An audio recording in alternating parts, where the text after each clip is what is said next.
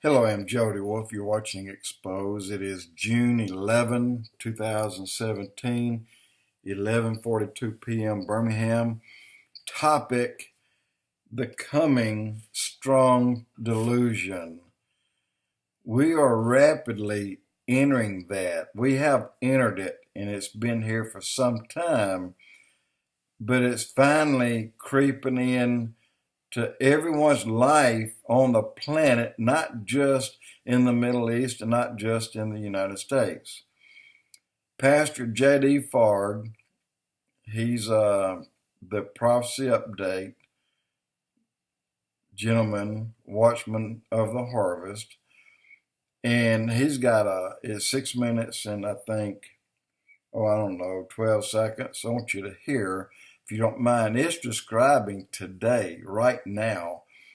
You'll want to hear this, so let's get it going. This is Pastor J.D. Farge.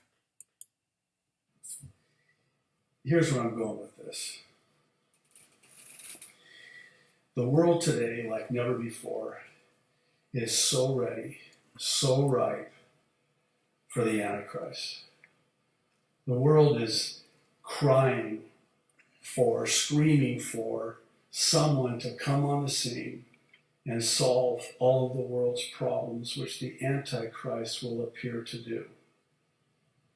The world's economic problems, all of the world's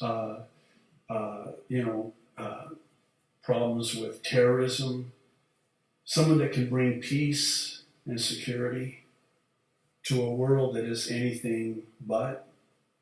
Now, please know that I'm not trying to figure out who the Antichrist is, and I'm certainly not suggesting that President Trump is the Antichrist. I was actually asked that. No. Pretty sure he can't be. And besides, the Antichrist cannot be revealed until the Church of Jesus Christ is removed. And that happens at the rapture, which has to happen before the 7-year tribulation. Where do I get that? 2 Thessalonians chapter 2. Let me read verses 6 through 12. Paul writing says, "And now you know what is restraining, that he may be revealed in his own time. For the mystery of lawlessness is already at work. Only he who now restrains will do so until he," capitalized, "is taken out of the way. And then the lawless one will be revealed, whom the Lord will consume with the breath of his mouth and destroy with the brightness of his coming. The coming of the lawless one," listen, "is according to the working of Satan, with all power, signs, and lying wonders, and with all unrighteous deception among those who perish." Here's why: "because they did not receive the love of the truth, that they might be saved. And for this reason, God will send them strong delusion, that they should believe the lie, that they all may be condemned who did not believe the truth, but had pleasure in unrighteousness."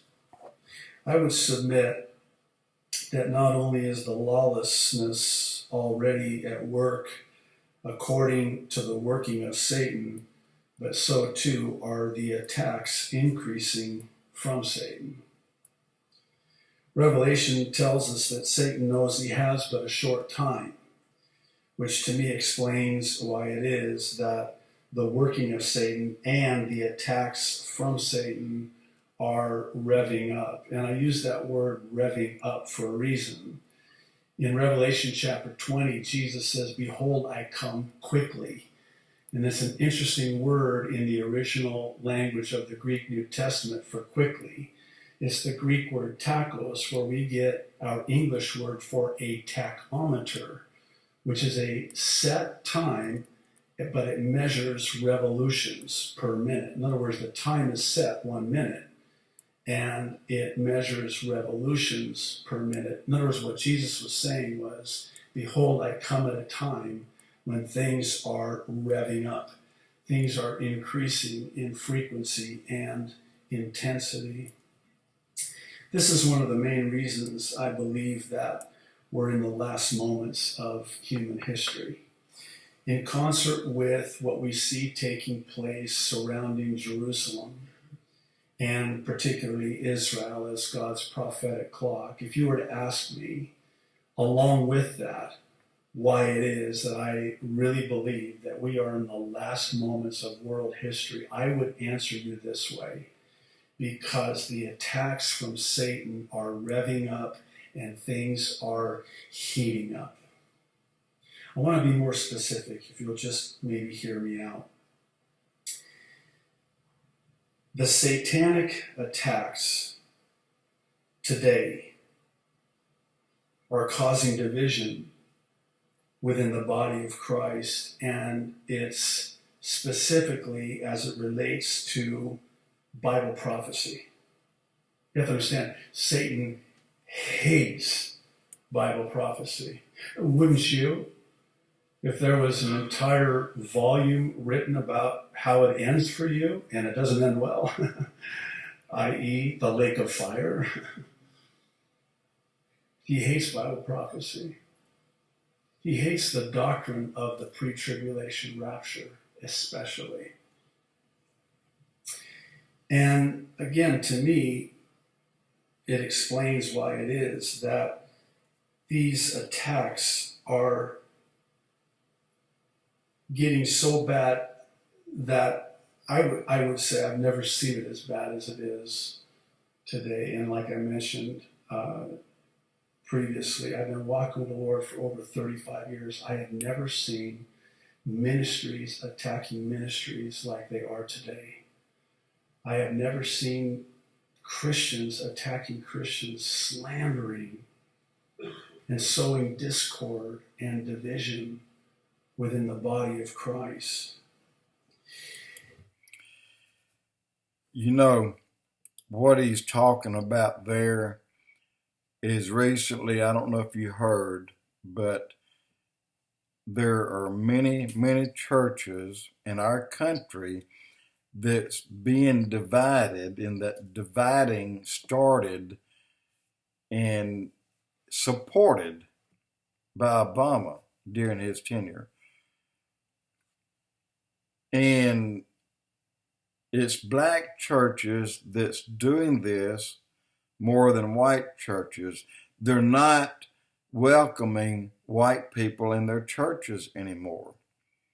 And then, as I mentioned in a blog just the other night, talking about the money that people like Kenneth Copeland spent on airplanes, $63 million.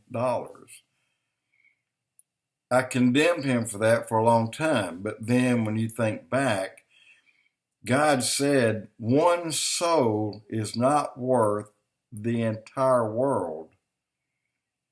So $63 million is probably a very cheap price for a soul. And if Kenneth led hundreds or thousands to Christ, then just as God rewarded Solomon with 10,000 stallions and as many stalls for these stallions that were larger than houses, then why not let people like Kenneth Copeland take their $64 million and 63 and spend it however they want to? I used to condemn him for it, but I can no longer do that. I don't like him, but that's something between his teaching and my perception of what teaching should be. In any case, I wanted you to hear what J.D. Farge said. And there is an attack today, Christian against Christian. This is making Satan very happy. So we need to stop that.